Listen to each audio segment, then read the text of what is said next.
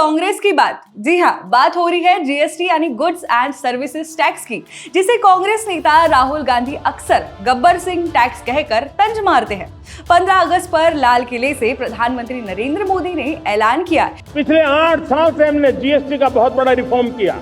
8 साल के बाद समय की मांग है कि हम एक बार उसको रिव्यू करें। इसमें आम जनता का टैक्स बोझ घटेगा, रोजमर्रा की जरूरतों पर टैक्स कम होगा, छोटे व्यापारी और एमएसएमई सेक्टर को राहत मिलेगी, अर्थव्यवस्था में तेजी आएगी।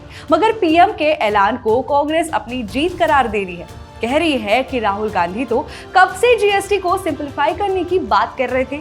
सोशल मीडिया पर राहुल गांधी के पुराने ट्वीट भी वायरल हो रहे हैं, जिसमें उन्होंने जीएसटी के 18% स्लैब को मैक्सिमम स्लैब रखने की बात की थी। यही नहीं, राहुल गांधी का एक पुराना बयान भी वायरल हो रहा है। जीएसटी एक अच्छा आइडिया है, मगर सरकार ने उसके इम्प्लीमेंटेशन को बिल्कुल गलत तरीके से किया।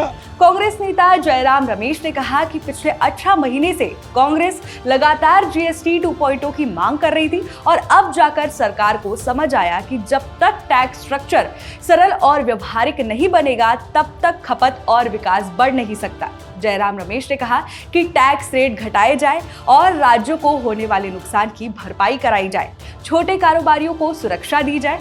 आपको बता दूं कि 2017 में राहुल गांधी ने पहली बार गुजरात की रैली में जीएसटी को गब्बर सिंह टैक्स करार दिया था।